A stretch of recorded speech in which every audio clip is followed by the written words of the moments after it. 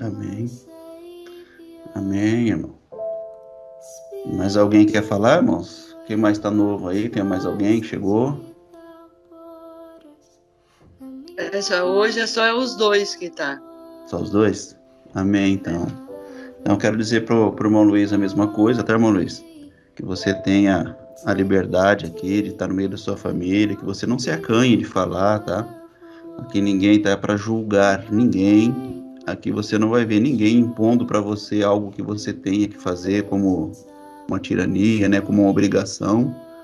Porque o que nós vivemos e aprendemos dentro do chamado sistema, eu fui pastor por mais de 20 anos, era que o pastor guiava a vida das outras pessoas. Aqui não, aqui nós somos guiados por Deus, por Cristo, tá? Então, não tem nada desse negócio, olha, você tem que fazer assim para você ser assim. Não existe isso. Hoje, de fato, nós cremos que Deus ensina a cada um e que ninguém precisa dizer para você a respeito de Deus, entendeu? Porque o que de Deus você precisa, é Ele que vai te suprir, Ele que é o vaso de maná que está dentro dessa arca aí, tá bom? O vaso de maná é Deus, não é o irmão Arlindo ou outro pregador da graça, não, entendeu? O vaso de maná é o próprio Deus que está dentro de cada um de nós. É Ele que é o que supre as nossas necessidades. Então, que vocês estejam bastante à vontade. Aqui nós somos muito democráticos, os irmãos não são obrigados de forma alguma a aceitar aquilo que nós estamos falando. Você pode concordar. Se você depois tiver a oportunidade de assistir os nossos vídeos de estudo, você vai ver que nem todos concordam com tudo, tá? Então, quando alguém coloca um assunto, tem gente que fala, olha, eu não concordo com isso, e a gente vai estudar, nós vamos para a Bíblia, nós vamos debater aquele assunto, aquela questão, a ponto de nós ali chegarmos a um consenso, né, a um entendimento, e nem sempre o entendimento, ele se iguala, tá, irmãos? Então, é muito representativo a Arca da Aliança, foi um dos estudos que nós fizemos há tempos atrás, e que isso seja vivido de fato em nós, que isso seja revelado de fato em nós, porque senão o que representa aquela arca, se isso não representar na nossa vida, é em vão. Uma coisa que eu percebo, irmãos, que a gente errou muito enquanto nós estávamos na religião, lá no sistema, é que nós sempre vivemos a vida dos outros. Sempre vivemos a vida dos outros. E esse foi eu acho que foi o maior erro da igreja, tá? Viver a vida do outro. Então, o que nós pregávamos na igreja? Nós pregávamos a vida de Davi. E a vida de Davi era o exemplo para nós vivermos. Eu hoje enxergo que é errado eu pregar a vida de Davi para você, para que você viva a vida de Davi, porque a vida de Davi, quem viveu foi o Davi. Então vamos pregar a vida de Salomão. Mas quem viveu a vida de Salomão? Salomão viveu naquele tempo, naquela época, com aquelas condições, com aquelas situações, com aquilo que ele tinha, e a vida dele foi registrada. Você acha que nos dias de hoje nós temos que moldar a nossa vida, baseando a nossa vida hoje na vida de alguém que viveu há mais de, 3.000 anos atrás? E até hoje muitos dos irmãos ainda estão presos nessas histórias, presos, moldando a vida naquilo lá, como que se a história não tivesse caminhado, irmão, se o tempo não tivesse passado. Tá? Então nós temos muita coisa para viver, muita coisa para aprender, e nós temos que viver a nossa vida, nós temos que escrever a nossa história, nós não temos que ficar contando a história dos outros, nós não temos que ficar contando, deixando um legado de que eu vivi a história de Davi, porque eu não vivi a história de Davi, não estou vivendo a história de Davi, eu tenho que viver a minha história. Então é isso que a gente está propondo para os irmãos sempre, tá, irmãos? Você olhar para o Evangelho, mas não como uma história que está nas páginas de um livro. Não, é um Evangelho vivo, real, para mim, nos meus dias, nas minhas condições de vida, no meu dia a dia, com as pessoas com quem eu convivo. Então, esse Evangelho, que é vivo, que Jesus pregou, que Jesus trouxe para nós, ele não tem sido observado, ele não tem sido pregado.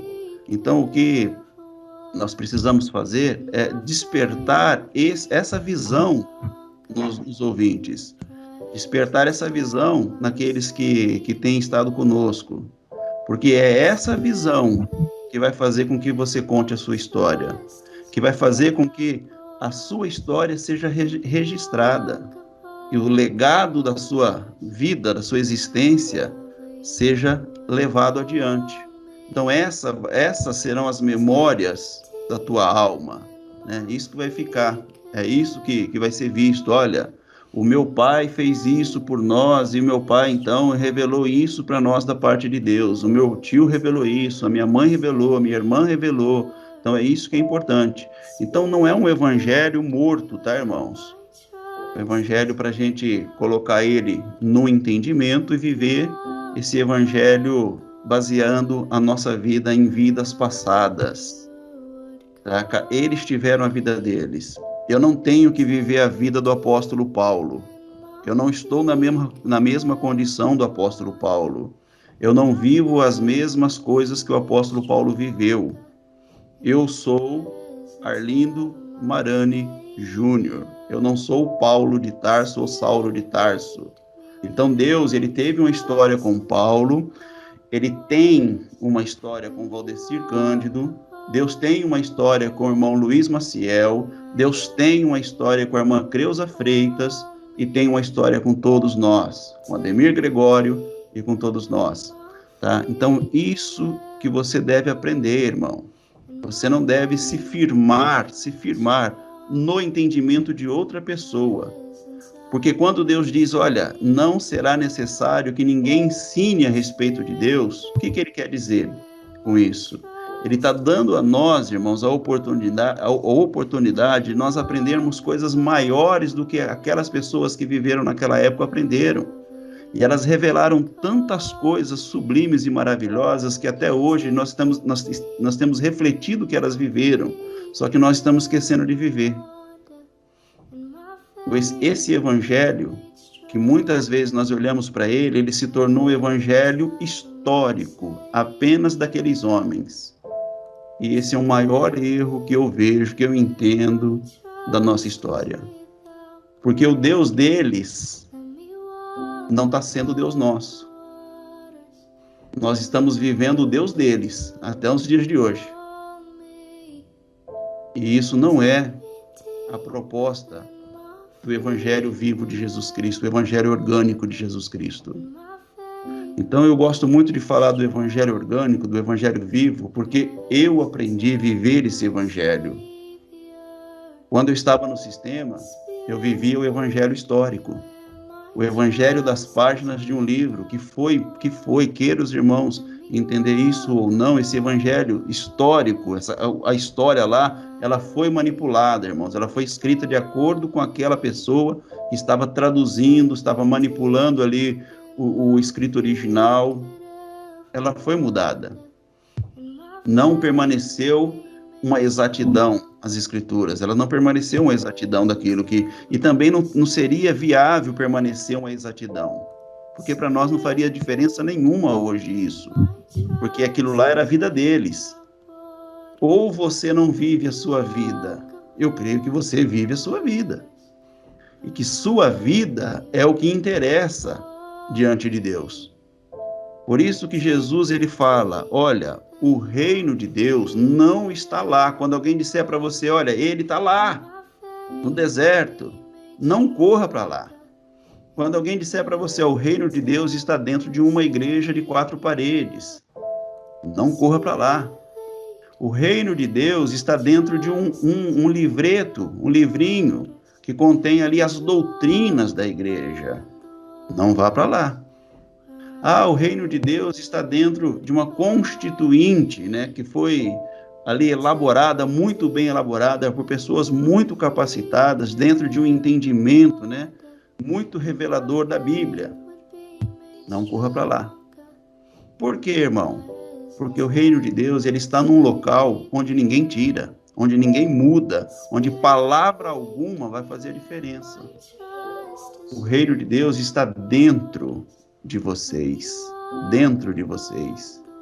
Então, toda a história da Bíblia, irmão, toda a história bíblica, ela só vai fazer sentido se eu entender o que ela está revelando a respeito de mim. De mim. Então, a história só faz sentido, por exemplo, a criação. A criação fala de quem? Ah, fala lá do novo céu, nova terra, será um céu novo, uma terra criada. Tá, mas o que isso traz para dentro de mim? Eu entender que aquela criação está falando de quem? De um mundo dentro de mim. Eu sei que para muitas pessoas que ouvem o que eu estou falando agora, pode até soar algo herético, mas é vivo, irmãos. É real. Ninguém vai mudar isso. Entendeu? Ninguém vai mudar. Então, a questão nossa é, ou eu vivo a minha história com Deus, ou eu vou viver a história dos outros com Deus e vou ficar para trás. Não vou ter uma história com Deus. E será que é isso que Deus quer de cada um de nós? Será que Deus ele quer que você viva a história do apóstolo Paulo, do homem Jesus Cristo, né? O homem Jesus, ele quer que você viva aquela história? Ou ele quer que você olhe para aquela história e entenda a revelação do que aquilo representa dentro de você? Os irmãos estão entendendo o que eu estou falando? E Principalmente aí os irmãos que estão chegando.